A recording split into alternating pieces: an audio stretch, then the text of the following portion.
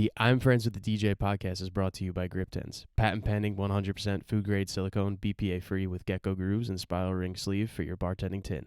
In an environment where things tend to get wet, we let you get a grip. That is www.griptins.com. www.griptins.com. GRIPTINZ. Grip Tins.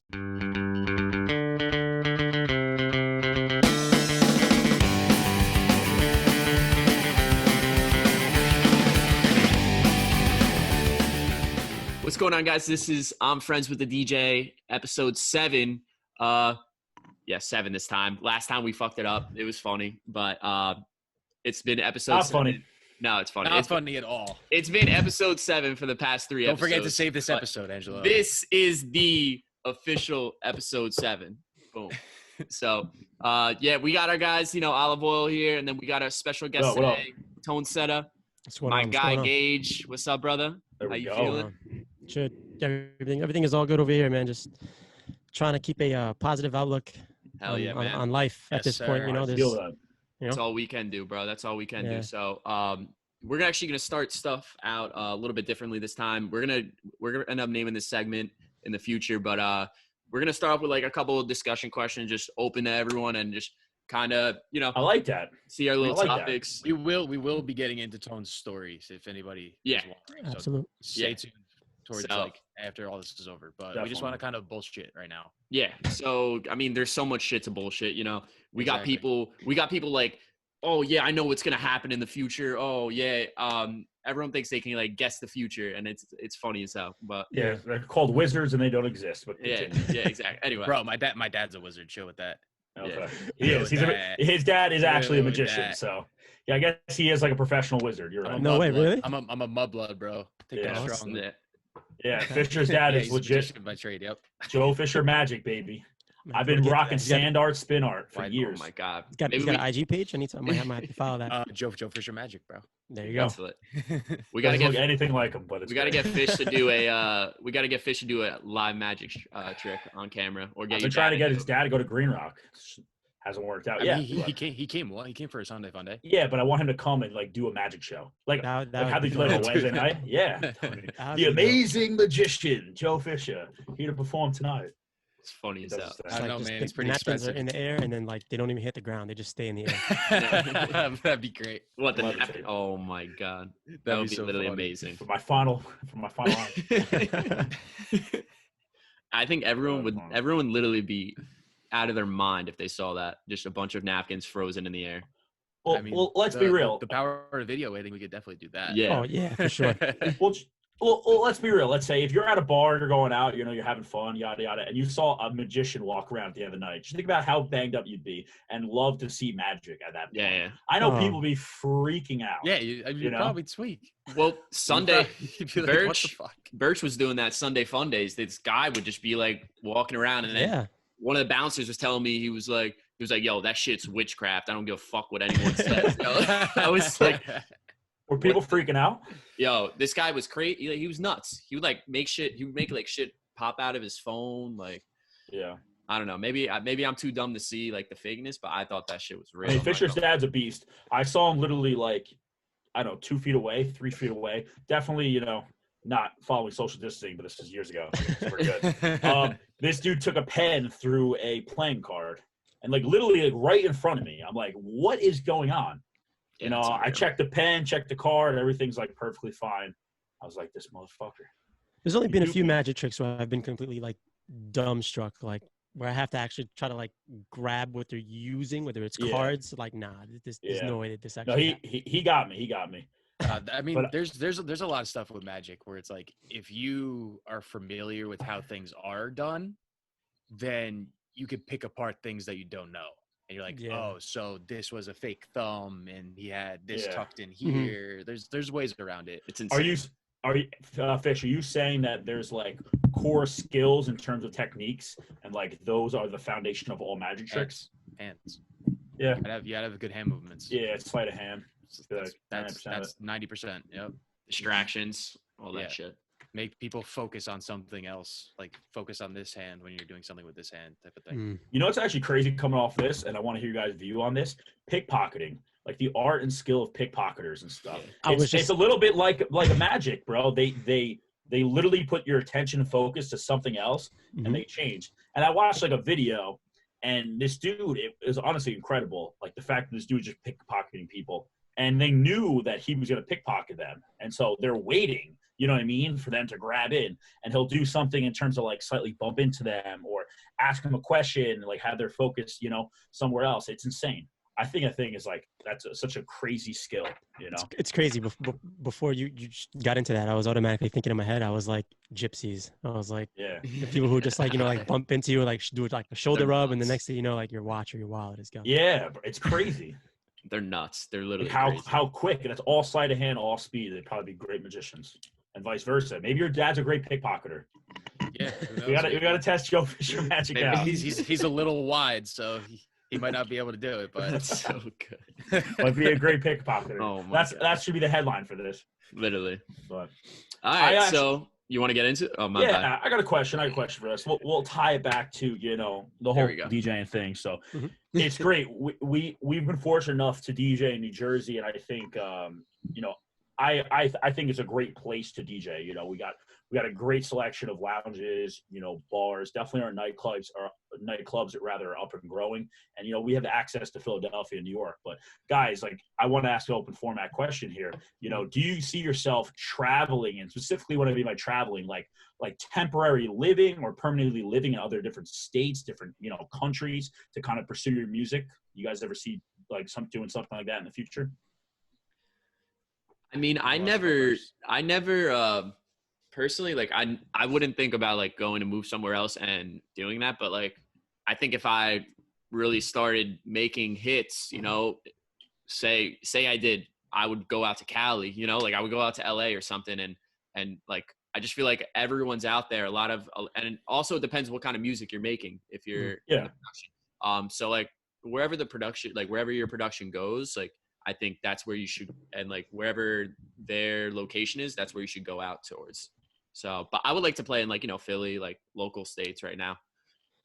Yeah. Just to kind of like piggyback off of that, I think that like moving somewhere is kind of like, it almost sounds permanent. So unless there's like something via like a contract where like, I know that I'm going to have to be like rooted there, then I could see that as like, you know, viable. But the whole traveling aspect though is, I feel like one of the major things of any DJ, because we always want to be able to experience, you know, different aspects of nightlife culture in different areas. So it's like, you know, we have the Hoboken market, the Jersey City market, we have the Lower East Side market, the Uptown market.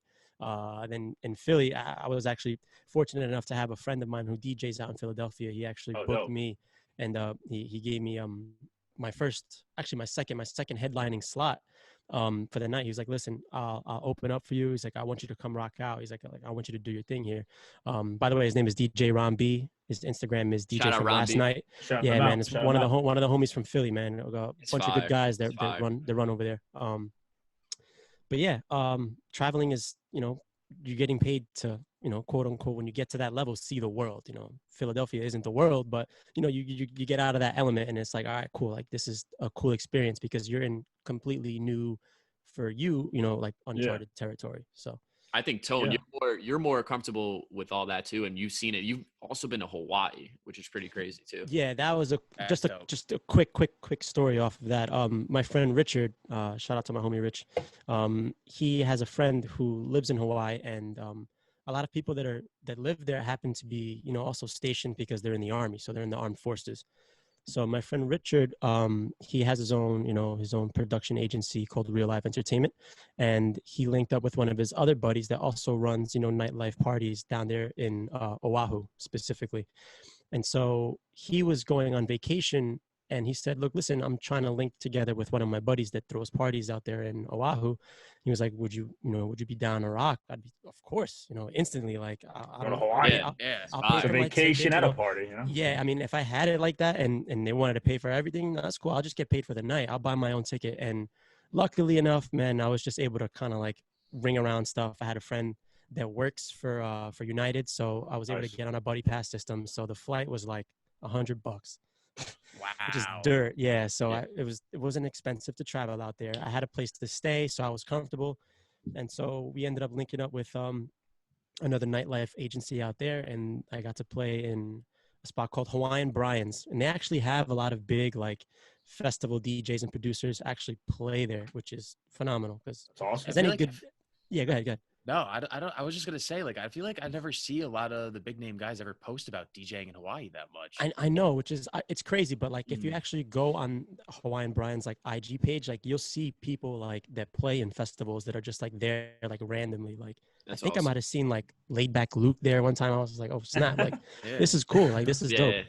It's like you wonder if they're vacationing there and they're like, oh, let me just go DJ. It's like that might be an untapped market, like a music festival in Hawaii. Dude, that is a market. I could see. Yeah, right. I wonder what they listen to. Just like, you know, what'd you play when you played out there? I'm gonna share a crazy story. You dropping alohas? So yeah, so like there's a whole cultural aspect out there, but we can't forget that Hawaii, even though it's you have to fly to get there across waters, it's still part of the United States. But people are so like, we forget about that because it's so far away. It's like, oh, I'm gonna go to Jersey, I'm gonna go to New York. No, I'm going to Hawaii. Like, oh, it's this huge big thing. So when I got there, it was a conglomerate party. So it was my friend's entertainment agency, an entertainment agency from Hawaii, and they had also booked this. He's a Bay Area hip hop artist. His name is Priceless The Rock. So I'm sure you guys know who Too Short is, right? So Blow the Whistle, which is like one of his biggest songs. It's got that like a Bay Area hip hop drop to it. They love like that Bay Area hip hop music out there, which is like crazy because at least out here, I'm not really hearing that a lot in like clubs that I get to play at, or even myself. Like I don't even play them in like bar gigs and like local gigs because I feel like people don't really hear it as much. So it hasn't really broken into like this nightlife. Yeah. So it was kind of cool to experience that because it was like, hold on, I actually have a few of these guys' records in my Serato, which is crazy. So on the plane here, I was just doing, on the plane over there, I was doing a little bit of research, like organizing some stuff. Like, let's see what they would, want to get into. So I started doing my research, organizing some stuff.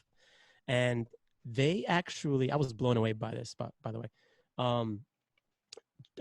T.I., right? Bring him out. And they have a choreographed dance to this. To T.I. bring him out? No way. Really? That's funny as hell. Bro, it's nuts. And that song, when did that song come out? Like mid-2000s? 2004? Years ago. No, I don't, was it 04? Yeah, it feels like years ago. I want to say probably mid-2000s. I don't know when you guys popped that up. I got Google on. Bro, when I tell you that like anywhere that I heard that song pop off, whether it was in nightlife or we were hanging out, people would literally get like if it was like, the Cupid Shuffle, like people had a dance. They had a dance to it and it was choreographed. And I was just like, what? Like I've never seen people do a choreographed dance to like a hype bring song. them out. It was nuts. I was blown away by that. So that was kind of cool to see. Like it's cool. Angelo, you were right, Angelo. It came out 04. 04? Wow. I'm surprised. I thought that came out before whatever but after whatever you like. Oh, wow. Okay. No, that was early. Early. I didn't feel like that was that. One of his first. I mean, he had trap. That's like music. That's like right after Get Rich Die Trying. That's right after all the 50 yeah. stuff. 04 was crazy. Yeah, that was a big year. So yeah, that's dope though. Like Hawaii, I can only imagine. I just think like especially now, like I guess like just from you, like you kind of built the way to DJ outside the state or outside the country. I mean, I think it's just all about building relationships at the end of the day, and especially like a lot of times it's like just for that vacation aspect too. Like maybe you'll get hooked up. Sometimes you have to pay, but like, like who gets to DJ in Hawaii? Who gets to DJ in Philly? So I just think personally, like, I guess like in order to DJ outside, you got to definitely just build relationships, Always, man. I mean, 100%. I'm sure that at one point in everyone's DJ career, everyone's going to have to realize that networking is such an underlying key to being able to branch out. You could be the most skillful DJ producer in the world, but if you're not getting your, if you're not wanting to be heard or getting your stuff out there and networking, you're just going to be in this constant bubble and you're not going to be able to break that barrier. So Fire. 100% on that. Yeah, no, for sure. I'm gonna go with my question, and my question was, I want to talk about music, especially now being in quarantine. So many people are putting stuff out. I've also heard like people are gonna wait on their music, whether it's locally or are big. And where do you guys think music will be when we're officially out, like 100% safe? Like, what's gonna be the best genre in the clubs? Like I think where we left off, I don't want to say like Jersey bars, like Hoboken bars, because you can kind of play everything there. But like as far as maybe New York City or some of the bottle service clubs in Jersey, like Atlantic City, do you think EDM is going to take a little bit of a jump back to where it was due to me personally, I think everyone's going to want that high energy feel, So where do you guys think music's going to be when we come out of quarantine in clubs? What's going to be big? I mean, I think you hit it right there. It's just that DJs in general have really like been boosted during quarantine in a sense, and producers of electronic music, because it's the most entertaining thing to watch on a live stream. Yeah. Just the live stream aspect, I feel like. So and it's like it's the easiest thing to watch too. It's kind of just like a dumb thing you can leave on in the background, and you don't have to really watch the DJ in a sense. It's just like you're at the club. You don't really have to pay attention. You're just listening. So I think you will 100% see a surge in clubs and bars playing more EDM music. I mean, obviously Jersey's Jersey. Like DJs isn't going to stop playing calling. Yeah. Jersey's like weird. But I definitely yeah, for sure. But I mean, I definitely see it like in New York more so, like becoming more of a staple for the time being, at least. Who knows where it's going to go after that? You're seeing a drop in hip hop artists. Like there's not much music coming out from the hip hop side right now. I mean, Drake put out the album, a couple other guys put out stuff, but it's nothing crazy. And EDM guys are releasing crap every other week. So yeah.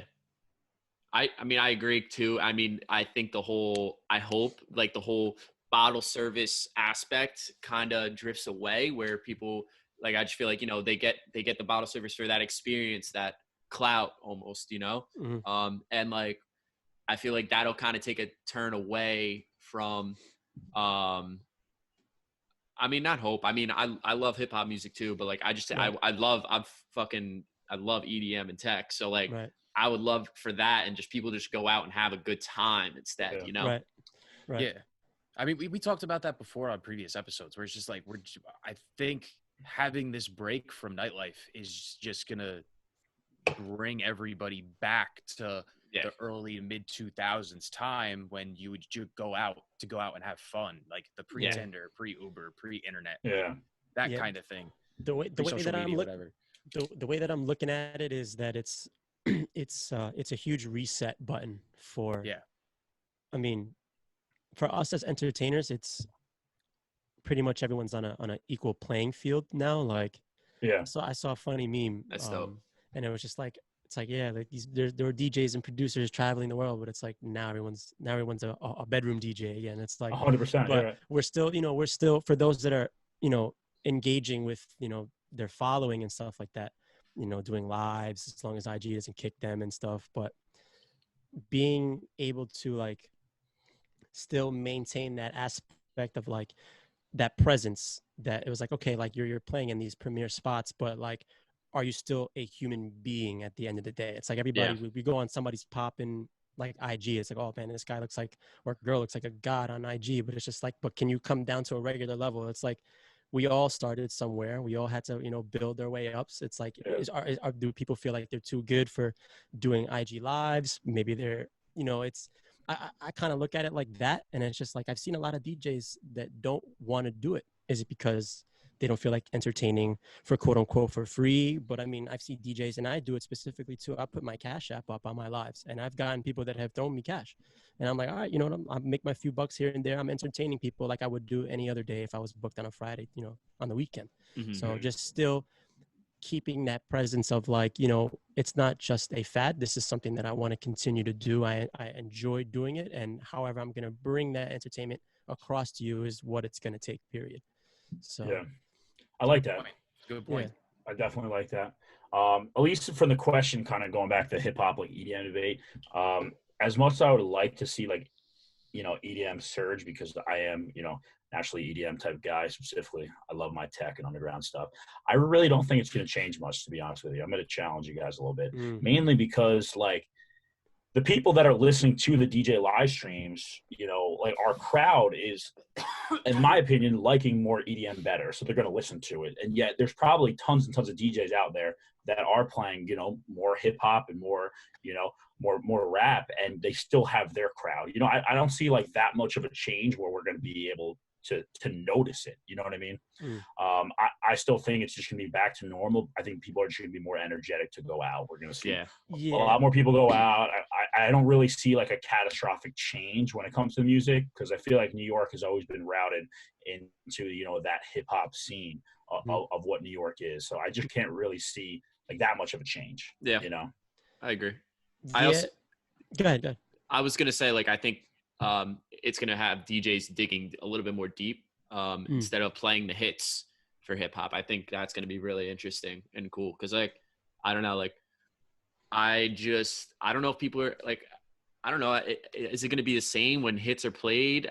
It might be, but I just think hits, I think people might want to be, they've been listening to like different stuff, like different kind of live streams as their home, instead of just playing, like someone hopping on playing the hits and then like anyone, like everyone's getting really creative, which is cool. So or the opposite though, you know what I mean? Yeah. You play the hits and everyone's gonna be so intensified, you know what I mean? And Definitely. I don't know, I feel like sometimes we give the crowd too much credit, in the sense that we think that like, I'm gonna be honest with you, we think that, you know what I mean, like sometimes they have a different palette, or they have, more of an expanded taste and variety. But listen, I know a bunch of people I could put into a room, and every Friday night play the same 10 tracks, and they and you know what I mean? Fun. Live stream are out, and I know you guys can agree with me on that. No, for sure. So we'll see how it plays out, but I'm definitely curious. I definitely don't debate the fact that when nightlife slowly starts to like boom again after the pandemic is hopefully over, it's almost like you're confined to a space, and that nightlife aspect is an outlet for people who don't normally get to like maybe take it up a notch and act a little out of the ordinary than they usually would on Monday through Friday or Monday through Thursday, or whatever their work schedule may be. But that little outlet, that release, is like taken away from them. So now that they don't have that, everyone's looking for something to do. So it's like, all right, so I was never exercising. Maybe exercise more or something like that.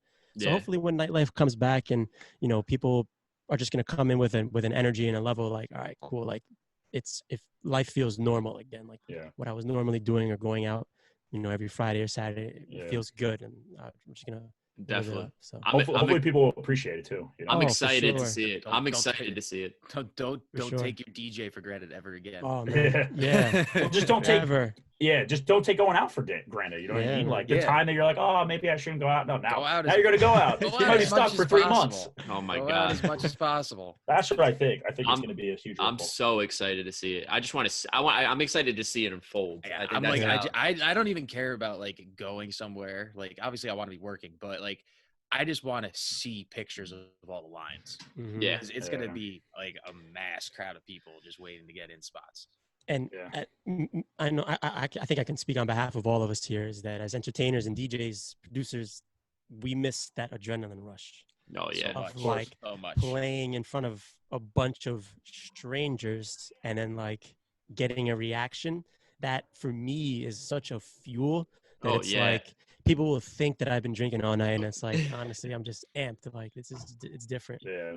The like that was all my adrenaline rush would go into my edits, because I wanted to see them be played, or my mashups, because I wanted to see them be played. Like it's hard. It's like the same. I don't have the same energy putting into mashups, but it's still you do what you can do while in quarantine. So I got another question kind of regarding that too, which I think is interesting.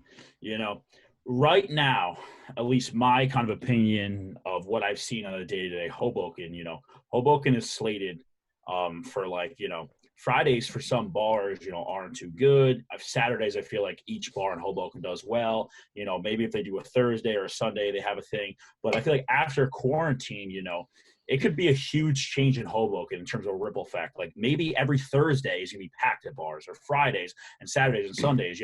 I'm curious to see how bars and nightlife in general plays to that, that surge if we do have it. I could see people maybe, starting Thursday night gigs or maybe, extending and doing Sundays and stuff just because we're going to see an influx in people, in my opinion. And also, there are going to be bars, unfortunately, that are probably going to have to shut down. Yeah. And probably not going to make it through. So the combination of both, I feel like, is just going to add more people into the playing field, Yeah, for sure.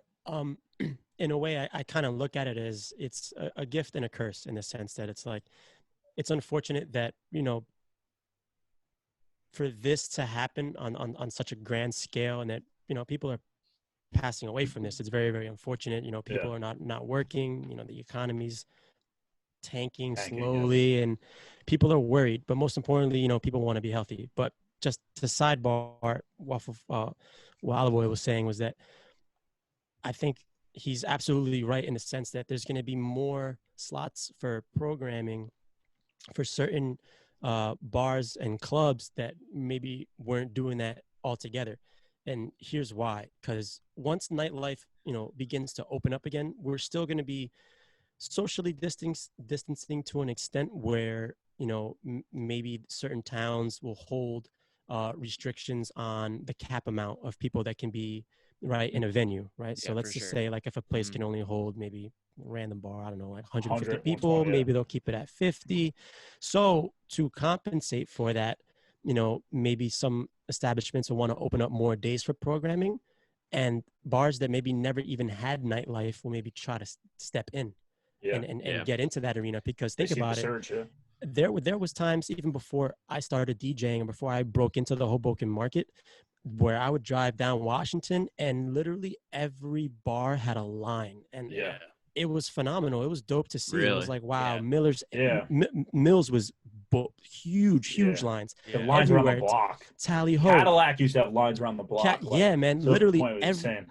Everywhere you would turn, the city was booming. So like, it's going to be that times 3 to an extent, because they won't be able to hold large groups of people like they were able to. So that's where other businesses are going to be like, I want to take advantage of this opportunity and let's open up these doors. Maybe let's start having DJs come in, because people are going to look for a place to go out and party.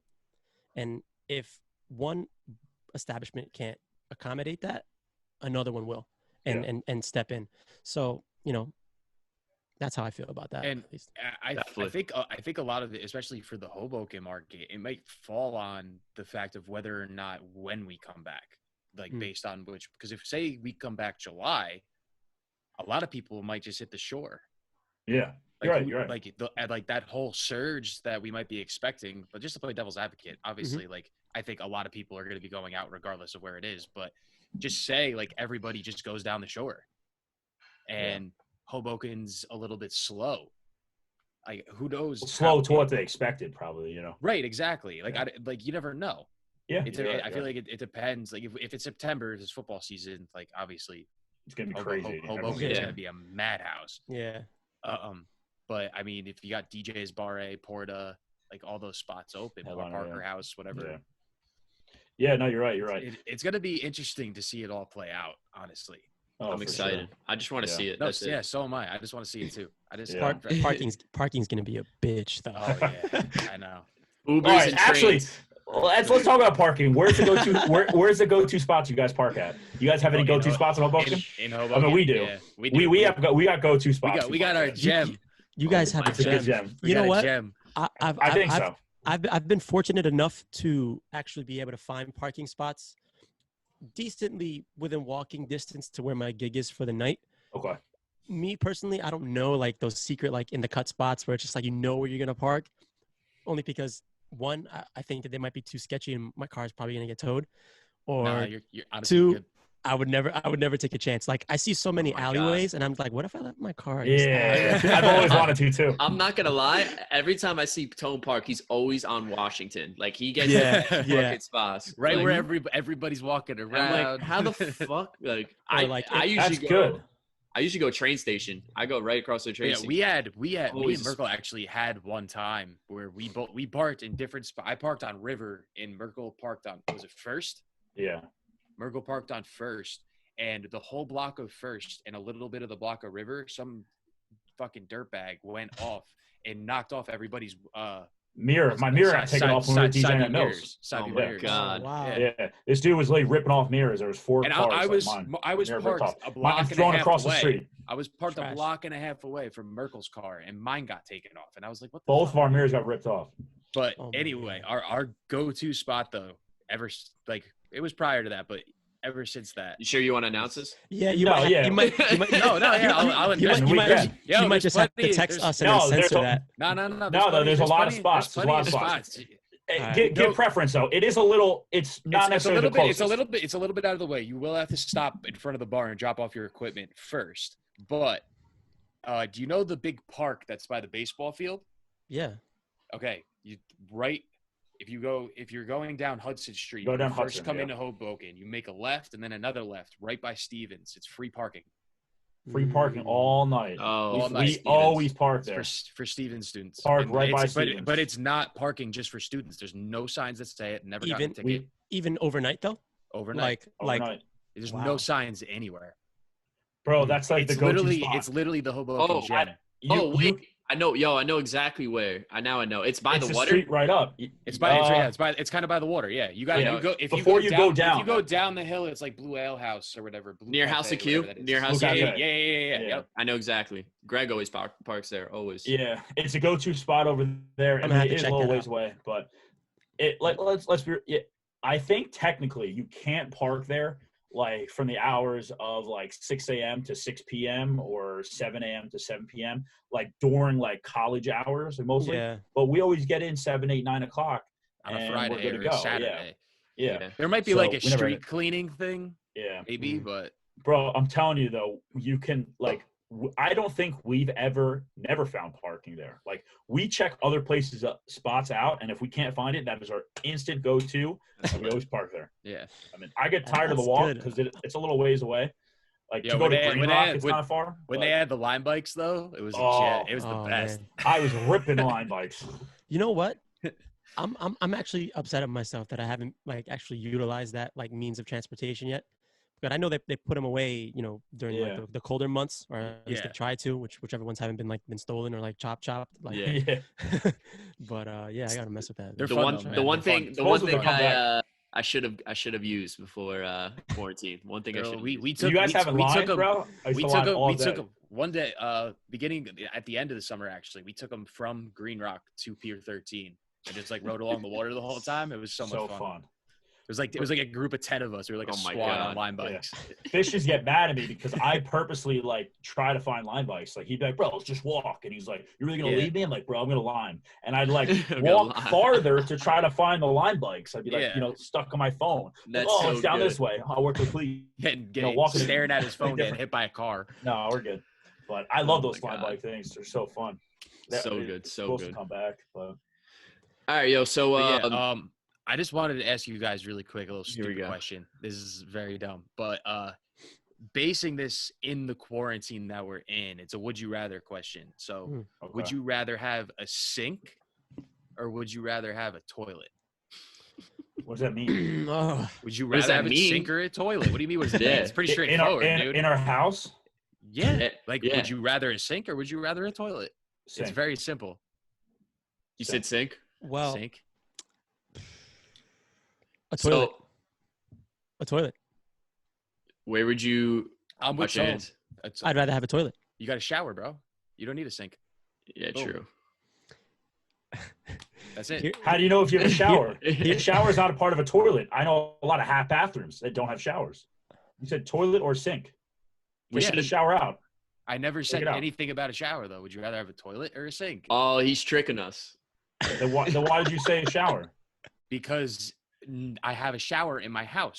So you take my sinks out, I still have a shower to wash my hands. All right, but how about a toilet? All right, then I pick a toilet too. I'm just thinking of a blank house with It's not my fault that you answered the question poorly. Well, you never said it was your house or my house. You just said, would you rather have a sink or a toilet? 100%, I'd rather have a sink. I know what olive oil meant. Is that like he was literally just thinking of it? It's just like, all right, you're in this white room, and you either have a sink, bro. I'm just or thinking you have about a toilet. I'm just thinking about going to the bathroom in the toilet and then trying to use that as a sink. Right. Like, so I'd rather use the sink and go to the bathroom in the sink. So check it out, right? This is why I'd rather have a toilet too, right? So because obviously you need to be able to go to the bathroom, and you don't want to take a number 2 in the sink, right? So, I mean, I would do it. So, but check this out, right? So ready? So the toilet can handle all that. But then if you need to wash your hands, you just the little the cage, the water, you lift that up and you can wash your hands in there. I agree with that. That's outside the box. I agree with that. I like that. There you go. Now this is all done. I'll take a toilet. Since I'm going last. Yeah, but sink, I feel like you just crank that hot water, you know what I mean, clear it out, you'd be good to go. Man, I don't know. You would be putting your hands in there. Yeah, you're going to be digging. You're going to be digging. Not at all, bro. The thing about the toilet, you dig underneath. Listen, if you didn't sinks have small drains, bro. Yeah, but I'll adapt, bro. That's the thing. Like in a toilet, you have to dig to use the water. You know what I mean? You go from underneath. It's flowing from the top, so my hands are good. You know what I mean? Merkel likes getting his hands dirty. Merkel likes getting his hands dirty. At the end of the day, there you go. He's very educated. Educated. So good, so good. I don't know. All right, let's get into Tone's story because Tone's my guy. I've known him for a while. And a year. Industry, yeah. Well, it's like a year of like consistent days though. So it feels like a really, really long time. So it was like we were seeing each other Friday. It's like a relationship. Yeah. Greg, Dario going on a quadruple date and shit. Oh, I remember our first gig with him. It was lit. It was so much fun. Yeah, we could get into that story too later. The Rutgers story. That was fun. Just a bunch of shit. But Tone, there's like so much shit. Like you're literally a walking Wikipedia when it comes to music. You know so much about music. You know everything. Like literally, as from hip hop to even house music, old house music, everything. You're so smart with that. My question is like, where did you get that ambition or that like to just be in love with music like that and really dig deep with that? You know. So we're talking even before like actually start DJing, just having an interest in like different genres of music. Yeah. Definitely just from like my childhood. So just growing up. So I have an older brother, my brother John Paul, JP, Angelo. You've definitely met him. I don't think the other boys have, but you know, definitely having an older sibling is a major factor in, you know, being exposed to a lot of different things. You know, some good, some bad, but you know, music was always one of them. And so, you know, having somebody that kind of look up to or somebody that already had knowledge of certain genres of music and kind of pass that information down to you. So me growing up, I always listened to like a lot of like old school, you know, like hip hop, like 90s and stuff like that, like Tribe Called Quest and like De La Soul. So that was kind of like the first genre of music that I grew up like listening to. But then once I started developing a deeper interest in like, you know, how sounds were made and how tracks are produced and like samples and stuff like that, then I'd see that there was more than just like what I knew before. Like it wasn't just hip hop, like there was house music and then there's like jazz music and then you have like international music and like all. So sampling for me was like the point where I really broke into like, I want to know more about the genre and I love it. And like, so house music specifically, like all different types of house music, melodies and all that, and sampling it and like being able to take one genre and then blending it. And that for me was just like, if I could do this for the rest of my life, I want to, because there's not a moment where, you know, I wake up and I'm like, bro, this would sound amazing with that, whether it's doing a blend or like, you know, practicing making a mashup. There's endless possibilities in like recreating music and like taking different ideas from different genres of music and then just making it your own. So that for me was kind of like how I got into it. So a little bit of exposure into everything. Definitely. Yeah. I mean, I've seen you like do, like yesterday you were doing hip hop rock blends and I was like, my favorite. It was so sick. It was so sick. And I remember hearing like, it was like Beverly Hills into something else. And I was like, like it was like some hip hop song. Yeah, man. But yeah, man, you kill that shit for real. Like you're amazing with that stuff. When did you first start DJing? I first started DJing, I want to say, so it's been 6 years. I'm saying in total. So like I was probably bedroom DJing for like maybe a good 2 years. Yeah. And this is back when like I was literally so eager to kind of get into the game that I would make burned mixes and like go to different bars and, hey, is your manager here? Like I have a mix, and like slam it on the bar. Yeah. Or like try to give it to a manager. Didn't really work, but it was an effort. Then that's when I started doing networking, and then, you know, getting down with everybody to get down DJ crew, and then meeting everyone here. And then, you know, you kind of learn that there's more of a business side to it too than accounts. So you kind of, you know, learn the business side of DJing, as opposed to just like, all right, I want to come here and like, you know, play music and entertain the crowd. Yeah. You kind of treat it as a business, and then you learn about that. There's a huge side for that. But it's about 6 years. I've been DJing, producing, like bedroom producing, and like messing around with beats. I've been doing since like high school. So that's like lit. Close to like 12 years. So that's why I've always had that, like the ear for like sound and like different things. And then I was like, you know what? That's usually how it works. A lot of producers end up learning how to DJ, or DJs learn how to produce. Some people like to stay in different lanes, but a lot of people usually end up doing both. Cross for sure. You know? For sure. Yeah, it makes the most sense in my opinion. Yeah, you would like speaking about like just trying to get into places when not being in the game was the hardest thing. Like hard. You know, you really wanted to, like me, like myself this summer, I was still friends with Olive Oil. You know, they were helping me out whenever I could, but I wasn't really I didn't know anything about the industry or didn't know how it worked. So like I was like I would DM bars. Like I would DM a bunch. I remember sending a DM to Iron Bar and was like, yo, like I like just sent like a little paragraph, just like a resume. But I was, my name's Angelo. Yeah. I'm 20 years old. I play this music. You ever heard of Brady's? Yeah. Literally, that's all I had to say. So like, yeah, being outside, man, that's all you wanted to do. You did it whatever you could, whatever you thought would work, you know? Do. Yeah, exactly. Yeah, so, I mean, and I think we mentioned it before too. It's just like, it's that big thing where it's just try to find the people that you know who know other people that are industry people. Yeah. Again, right? So that all ties into networking. Yeah. The same thing, you know? It can make you or break you. It's like, you know, you got to be willing to get out there to know people. And then it's just like, all right, cool. Like you can have the skill, but now apply it to knowing people, and then getting people to give you trust, to give you, you know, a shot, and proving and, you know, taking it from there. So 100%. The world is all about COIs, you know, center of influences. You got to find out the people to help you grow, and the people that you can, you know, lean on. You got to find out the people that are going to help you, you know, put you into other positions and stuff. You know, unfortunately, in this world, no one can ever go from A to B by themselves. There's always people, you know, and there's some COIs, you know, people that got you started and got you convinced, you know, into the DJ, you know, game and stuff. So I agree wholeheartedly with that. But Tone, when did you get into specifically DJing Hoboken? Did you ever play like local bars and other stuff? Or was like, Hoboken like your first thing? Backtrack. What was like your first bar gig? My first bar gig, and let's backtrack. I want to say about 4 years ago was when, shout out to the homie DJ Cream, was when we had our first Get Down DJ Crew meeting, right? So this had just came about where, you know, different DJs were, you know, we kind of saw each other here and there, like quick meet and greets, like, oh, I remember seeing you at this bar, or I remember seeing you here and there and there and there. And it just so ends up being that it's such a small world that one person knew this. It was just a big network again. So I knew him, and then so-and-so happened to know this other DJ. And then, you know, Cream and Gary decided to, like, you know, create this like booking agency. And that first meeting, I remember it being at Ainsworth. We all got together, and it was just like, I knew I remember you from somewhere. That day, my first gig was actually at the beer garden, right? So I think maybe like a week or two after that, so we started, like, you know, setting up the accounts and different like gigs and bookings. And I think my first, you know, account gig was with the Pilsner House Beer Garden, which is like honestly one of my favorite places to play, because one, I'm a big beer garden fan. I love them all. I love the Pilsner House Beer Garden in Hoboken. I love Hudson Hall.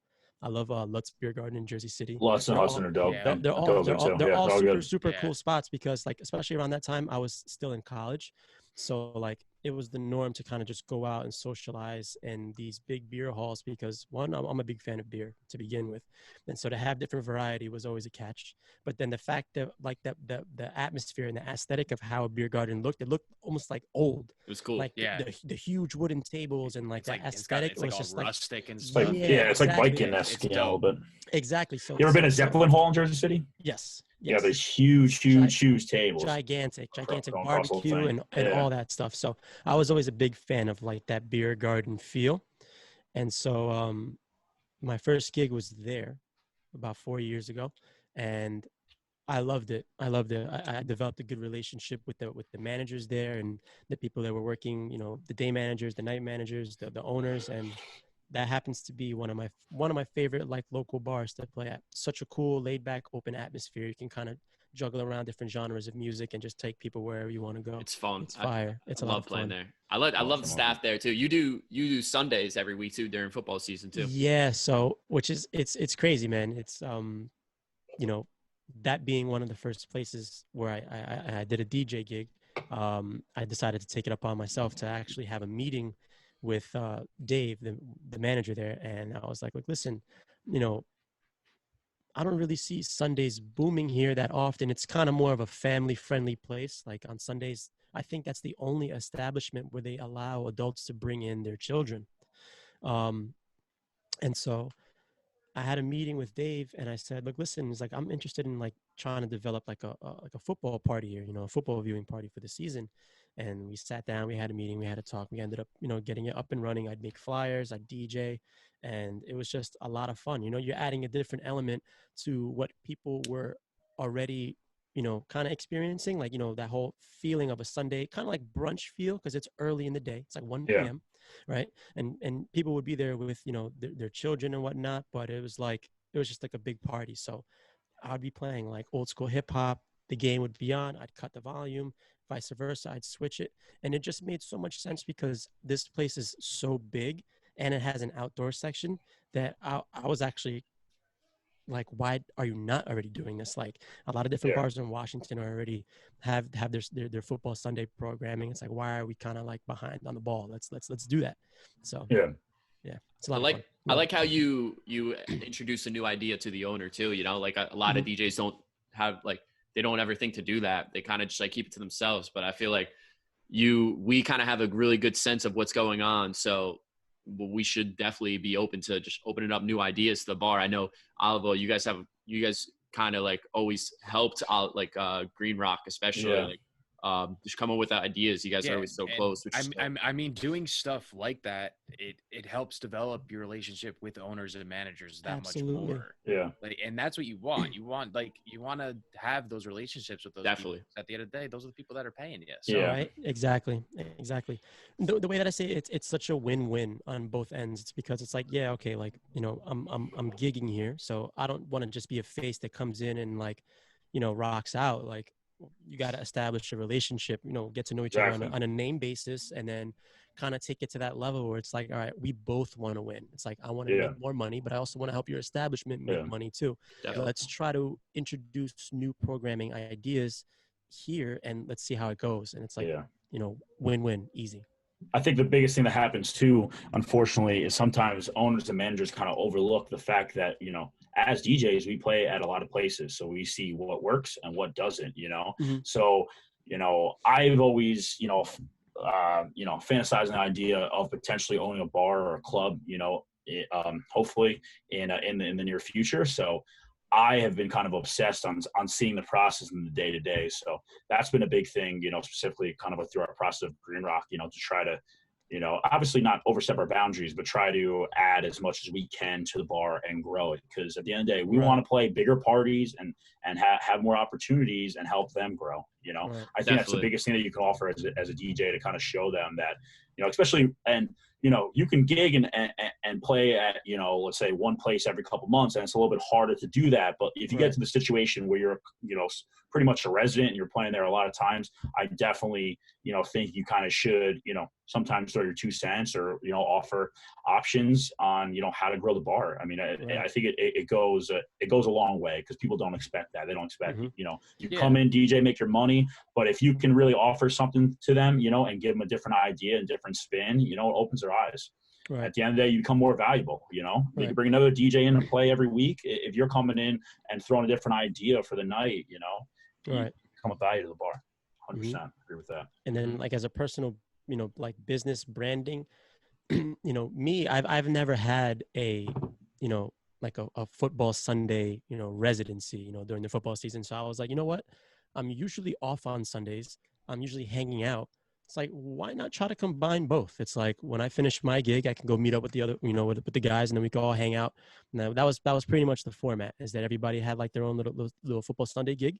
Then afterwards, we'd all meet up at another place afterwards that was having like the after hours, party, which was Mad Hatter. So everybody would like, I'd be at Beer Garden, and then somebody would probably do like a brunch at Birch, Greg or, UFO, so would be at Black Bear, and then we'd all kind of just congregate at one place at the end of the night. So that'll be huge for the next season we have. I feel like it's the after hour. DJs are gonna want to go. I feel like everyone's gonna, all right, where are we going next? Like, let's all go hang out somewhere. I think that's gonna be dope, and it's interesting to see what bar kind of takes advantage of that and everything. As long as we have a football season. Yeah, as long as we do. As long as we got it.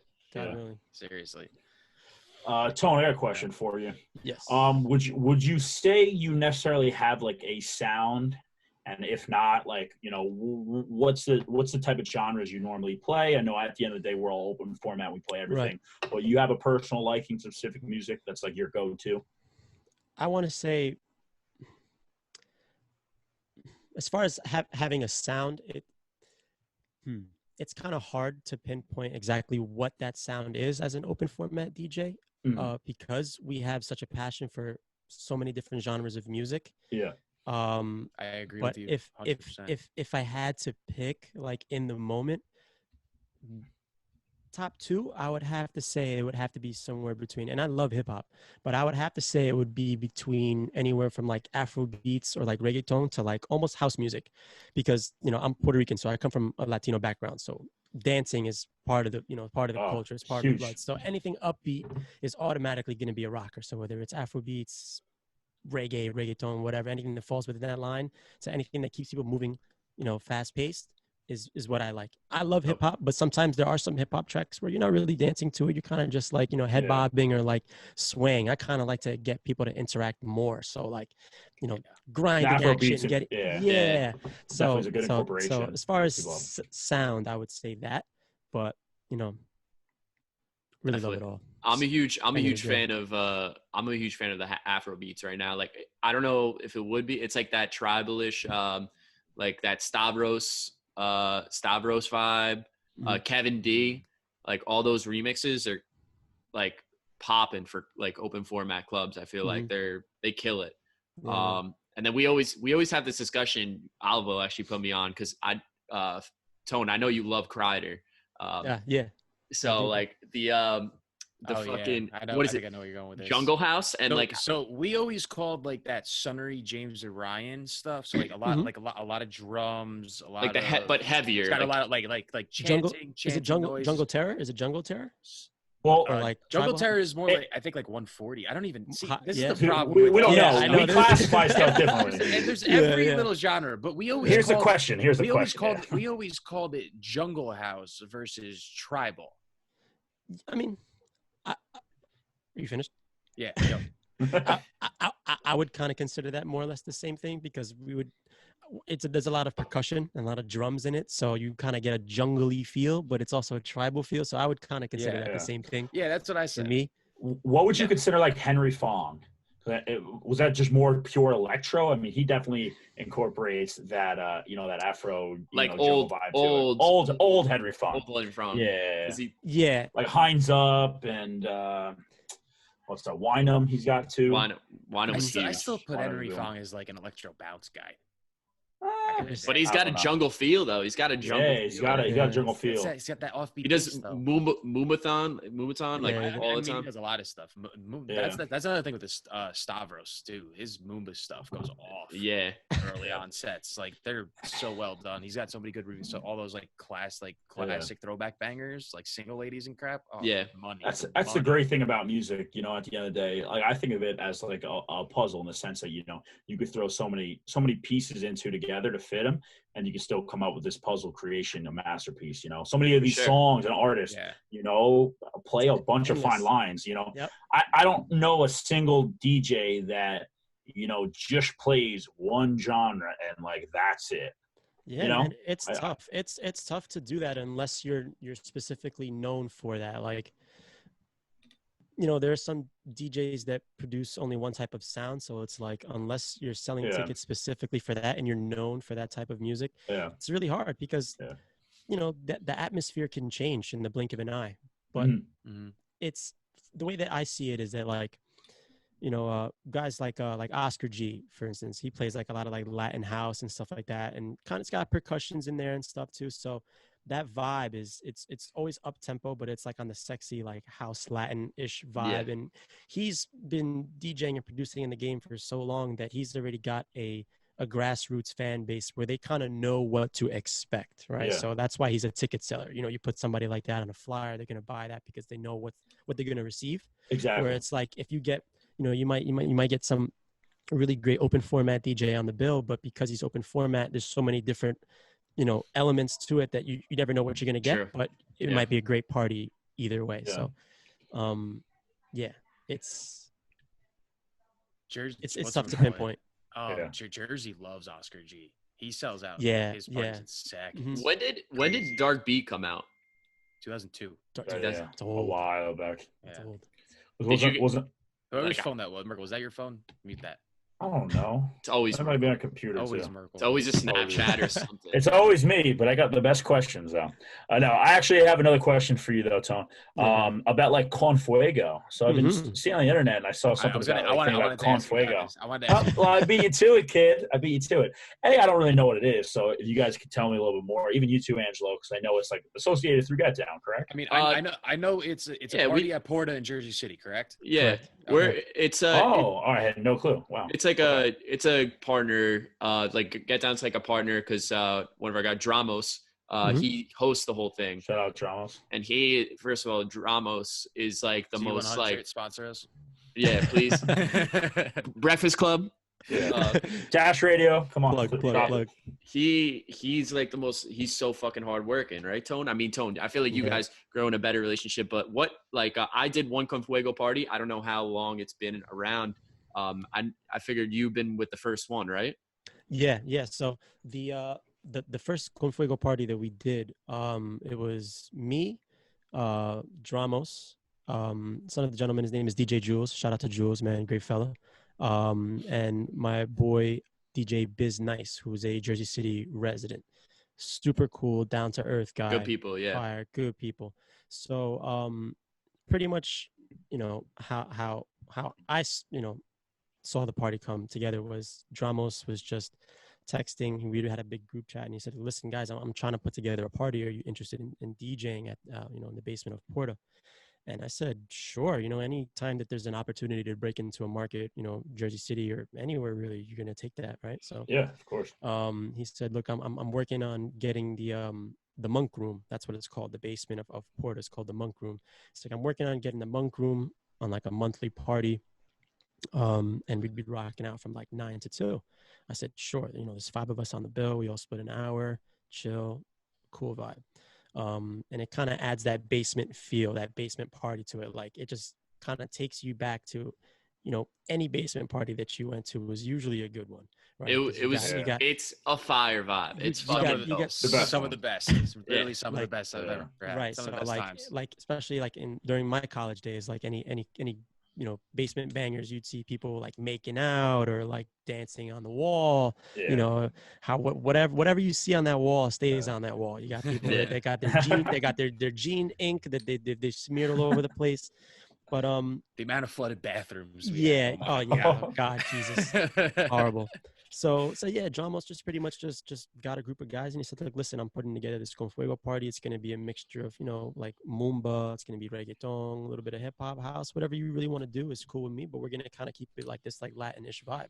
Right. Cool. So we did that. And the first party that we had was an absolute banger. We were just, constantly promoting the party and sending DMs and inviting our friends. And I think the first party that we had, John Moss actually managed to get, I believe, I might be wrong on this. I think he had the mayor of Jersey City come and that's dope. That's awesome. Actually come to our take party. a look. That's I awesome. could be wrong. Innovation.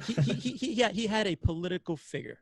I don't know if it was the mayor, but he had That's a political cool. figure. Regardless, it's still cool to have that. Yeah. Yeah, so it's cool. He's got a lot of reach and again, a great network. He's a guy that works on Power 105, so he knows a lot of people. He's got influence. So the first party that we had was just an absolute banger. Typical basement vibes. Everybody was dancing, sweating, and it's just one of those atmospheres where as soon as you come downstairs, you're sweating instantly. Yeah. So try not to wear anything. The heat. It's on Fuego. You know what I mean? It goes with it. Get you. It's gonna. You guys know it's gonna heat up.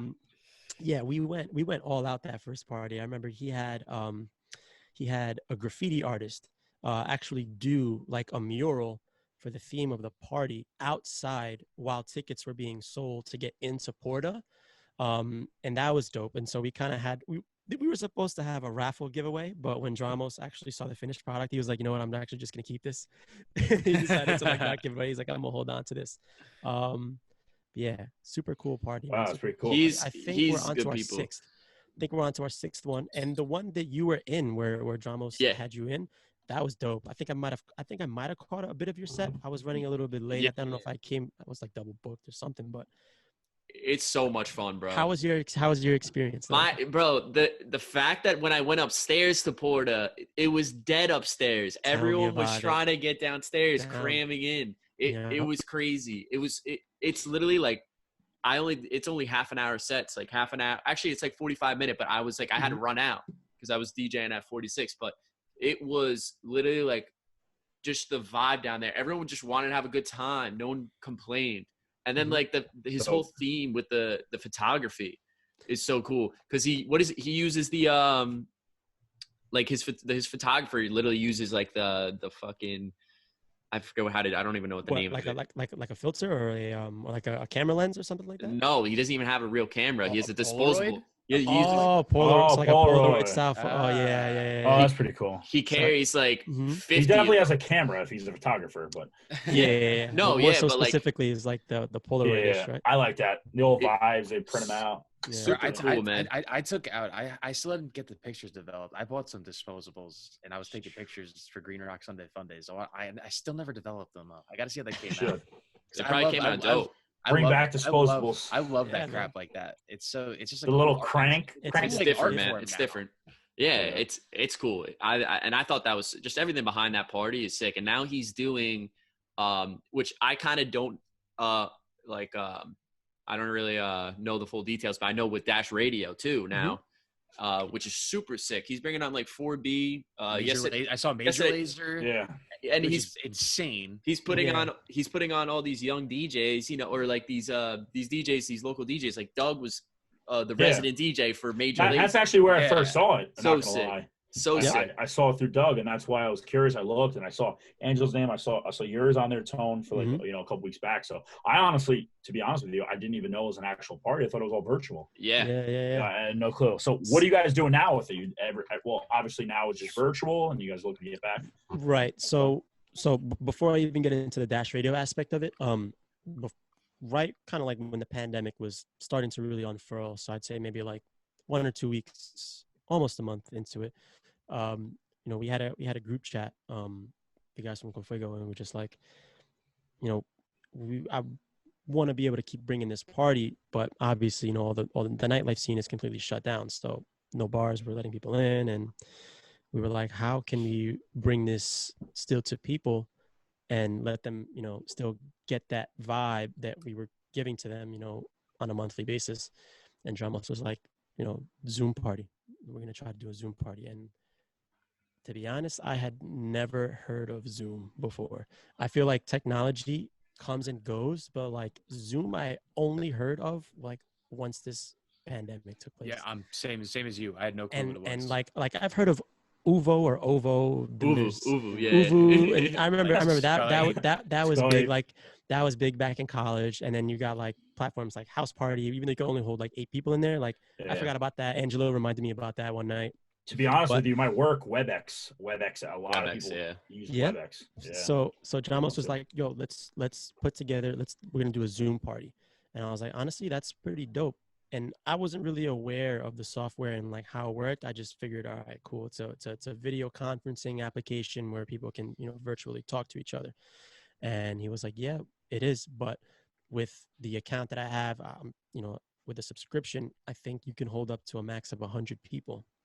And so I was blown away by that because I was like, okay, cool. That adds a bigger element to like a virtual party because you're giving people a virtual presence, but you're giving people a presence and you're able to see people's like reactions and like what they're doing in real time at home and how they're, vibing to, the music that you're playing. Yeah. And so the first party that we put together, it was an invite only link to log in. And we had up to 50 people, maybe I want to say maybe like 56 join. And I want to say we had a steady 40 to like 45 people that stayed the whole night. And it was only supposed to be from like 9 to like 11. We ended up going to almost like 12:30. Yeah, I joined that and it was fun. It was really fun. Yeah, so I had a good time with that. So what did you guys do? You had like everybody on mute and just the DJ rocking? Exactly. So what we would do is that we would try to get people to engage with each other via the chat room. And with Zoom, there's a feature where you can set the layout so that way you can see all the participants as opposed to just the person who's talking or who's displaying audio, right? And then you could actually create yourself to be like the audio, right? The house audio. Yes, exactly. Yeah. Me and Fisher actually did a birthday party. So similar to how we're doing now, right? Yeah. So similar to how we're doing now is, that's awesome. I have the mic into my interface, and then my interface is plugged into my desktop, which is running Zoom, and then you set that up, and then we would just do a quick test. We'd test the audio. The audio would sound clear. We'd mute all the participants. We'd have them engage in the chat group, and then as we would normally do as DJs, we'd throw up shots with people and shout people out and engage with the crowd and still DJ like any other nightlife night, So it was a dope time. And then we got into to Overdrive, which was super, super dope because that allowed us to, put out our mixes on another online platform, and to have guest features from other prominent DJs is like pretty cool. It's cool to see, your logo and your name up with somebody who's out there like making big waves. It's super, super dope. Cool. Did you did your mix, right? I did my mix. I submitted my mix last week. And who's the I got to double check on the flyer. I think it was she's from LA. I think it's A Gabs or something like that, but she's from LA. Awesome. Big following from like LA. So that was the first time I was exposed to her. But then the other people that we've had on other bills and stuff like that. So we've had 4B, we had Dylan Francis, and then Doug recently with Major Lazer, which is dope. Just so, awesome. Dope. That's everybody was just really conglomerating, cool. And we took a 30-minute mix from one end and then a 30-minute mix from our end, and we just put it together for an hour show on Dash Radio. That's lit. That's it. And when is that being released? I'm just so we can. So they're released every Thursday at 8 p.m. Cool. So we're going to continue rolling out that format. But if you guys are interested. Is it on, like Dash Radio set up with stations, correct? Exactly, correct. So the specific station on Dash Radio is called Overdrive. So that's where our mixes are played live at 8 p.m. Nice. And then with that specific channel, what happens is once it's live, it's gone. I'm sure that they can be archived, but what Jamos does is he actually saves the file, and then he uploads it onto the Confuego Mixcloud page. Awesome. So all the mixes, all the archived mixes can be heard there. I wanted to go listen to past ones. I haven't yet, so that's check them out. I just love the fact that you guys are keeping that party going. I think that's a really cool thing that you guys are able to do. It's just like it's because you created it. It's become a big thing in Jersey City. And exactly. I just love to see it continue, rather than just die out. Exactly. So many people could have went that route and be like, "Oh, we'll just wait and blow it up when we get back," you know. Yeah, And the fact you guys keeping it is only going to get so much stronger, you know. Yeah, because you tap into that, you know, that network and that market, and the fact that you can continue, you know, doing 50 people Zoom calls is huge. You know, right. It's only going to grow. It's only going to get bigger. It's awesome. And we blow up, but definitely throw that Mixcloud link and everything, you know, at the end. For sure. Yeah, I'll DM you guys. We'll put it all into the and then YouTube, we'll put your date description. Yeah, we'll put your date when you're going to be on too, so then we can promote that. Yeah, for sure. We're not on this. This gets posted next week, so okay. Yeah. And that. Yeah, Merc. You're good. I asked too many questions.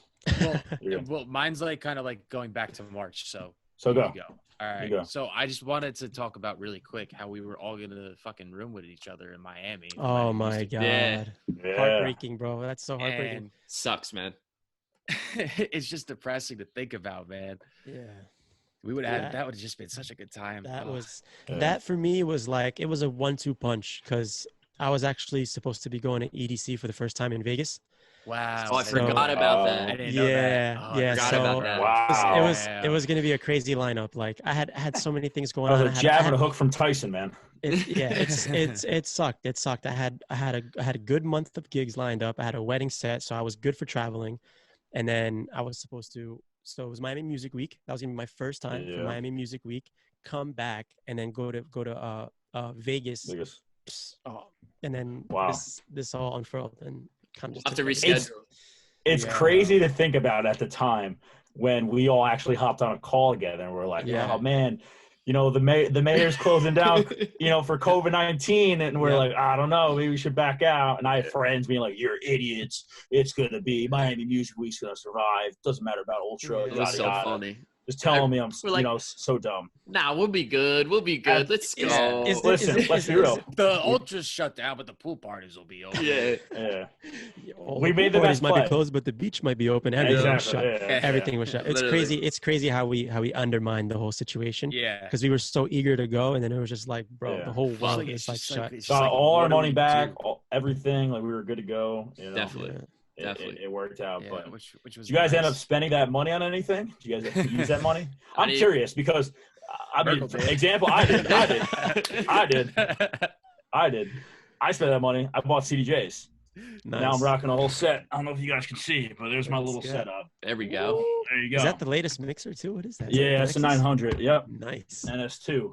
They don't actually. They don't actually work. They just sit there. They don't actually work. He doesn't have power cords for them yet. No, nothing. No. But my brother actually, who's also going to come with us too, he just got a full sleeve of tattoos. So he's been just blowing money. Spending money in quarantine. The Merkles have been blowing money over here. But I mean, do you guys do anything with your money? I've been trying to like spend it on like I really like the live stream and shit. So just like getting like equipment for that and.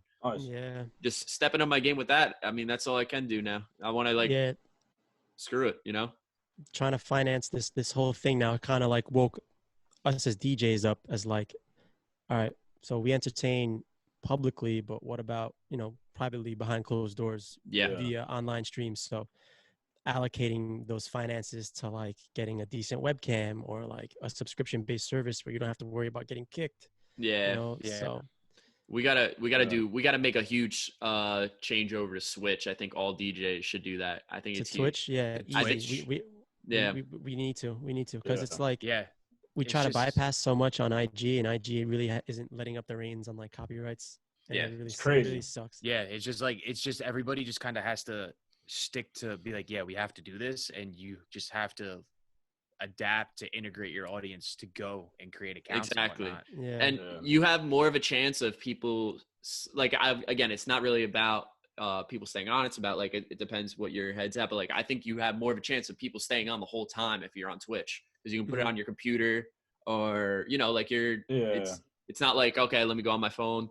Exactly. If you're on Instagram Live and you got like a text or something like that, you got to pop off. Right. It's hard, man. It's hard. So I like personally building a DJ community around Twitch. I think that would be really cool. So yeah, you know, it's what's crazy too is that like when you think of Twitch, at least me off the bat, I'm instantly thinking of internet gaming, right? Because a lot of people that have started that usually that's where they came from, and that's, you know, where they got their, you know, their claim to fame. And but being able to kind of switch the dynamic of what people think Twitch is only for is going to work in our benefit, but it's going to take a little bit of time. Yeah. Because, you know, people are so used to affiliating or associating a DJ with being outdoors and and not indoors. So that kind of dynamic kind of changes things. So that's where you kind of got to get creative with, like, you got to be consistent. You know, your overlays, like, you know, having like visuals along with, you know, maybe, you know, while you're on your set and stuff. So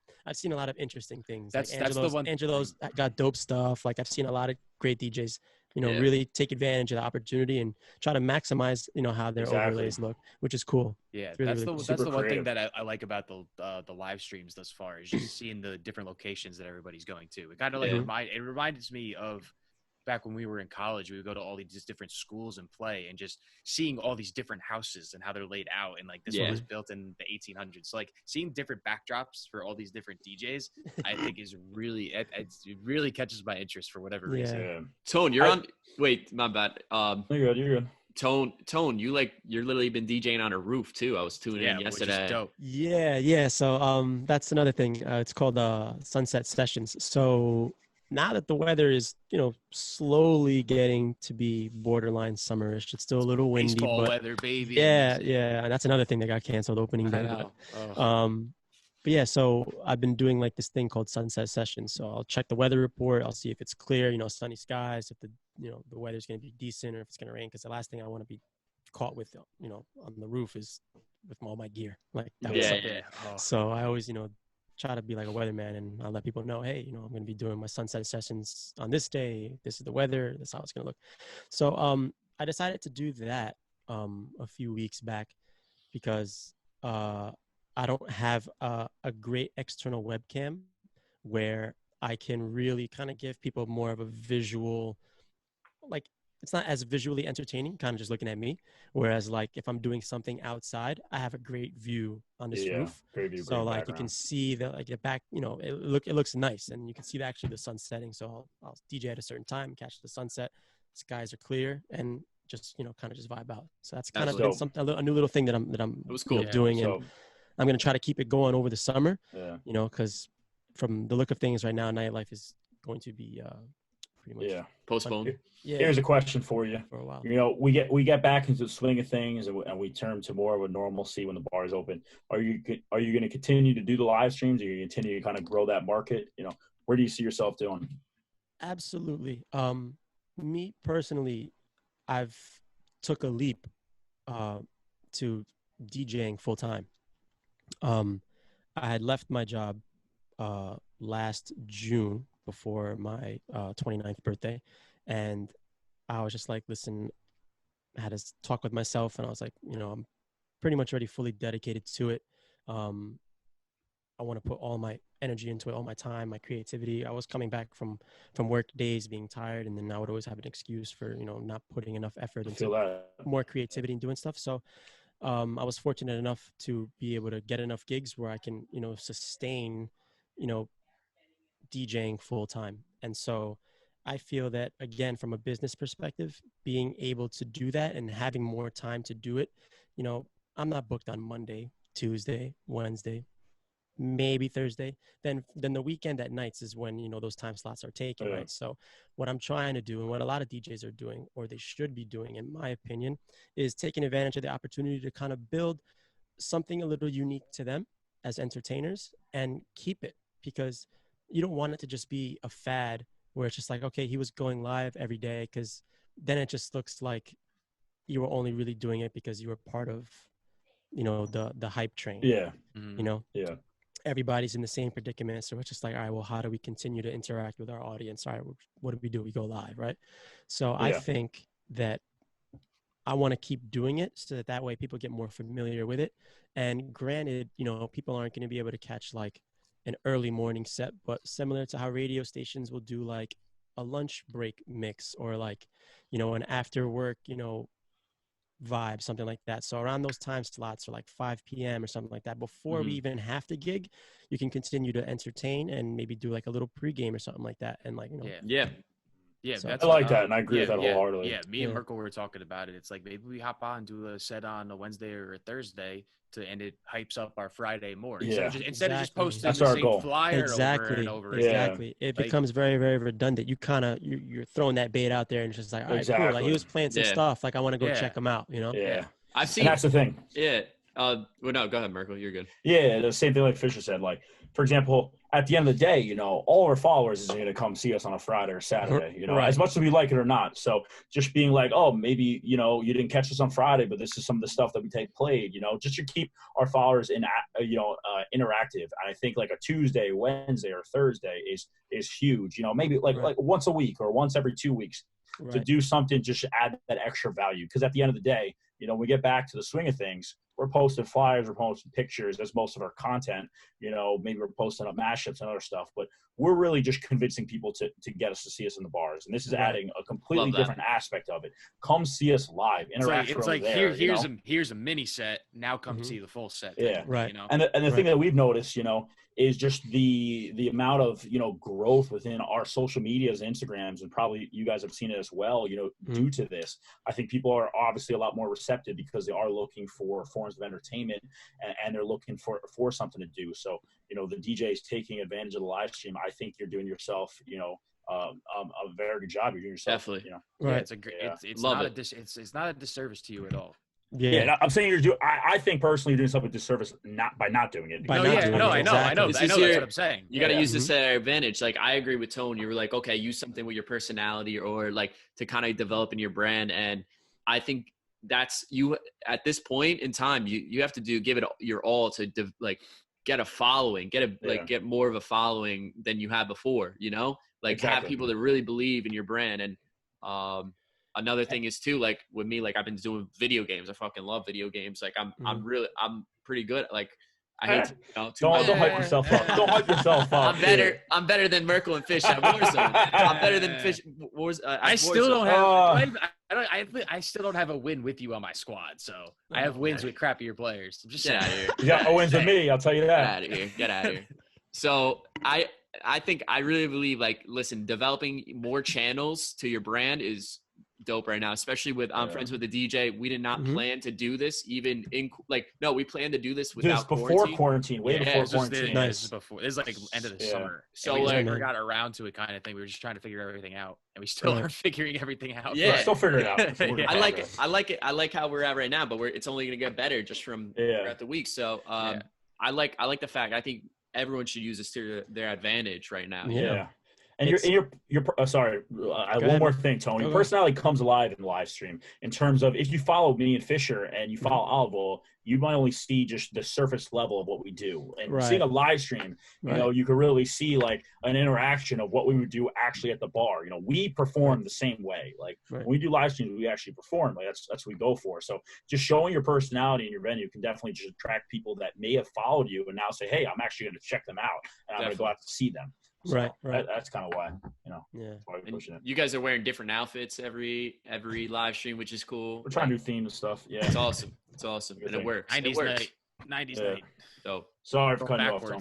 Yeah, no, you're good. I was just gonna piggyback off of that. It's a creative moment right now. Everybody should really be diving into like what else they can, bring to their own development and like trying to be as creative as possible. Like definitely, this is definitely not an opportunity to slack. Unfortunately, you want to like kick back, but you got to just say to yourself, like, you can't let this be like vacation, quote unquote. Like it's not vacation. Just because you're not working and stuff like that, you should be still working on yourself, even though you're not. Yeah, I mean, outdoors. I think Angelo, you said it last episode. You said like once we get back to things, if you weren't working on anything during this time, you're gonna be like, oh, now I wish I had the time to do it. Yeah, exactly. Bro, you had 3 months. Come on. Exactly. Yeah.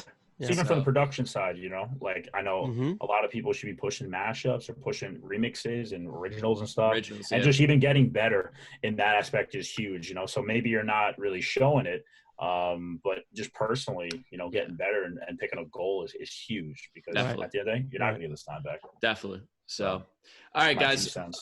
We're cutting into an hour, so let's wrap it up. This was episode 7. Tone, Plug your stuff. Plug your stuff. Instagram, Facebook, Twitter. All right. So first and foremost, I want to thank you guys for having me, man. This was actually really cool. And Absolutely. yeah, man, keep it up. This is a dope. Surprisingly, right? You're probably no.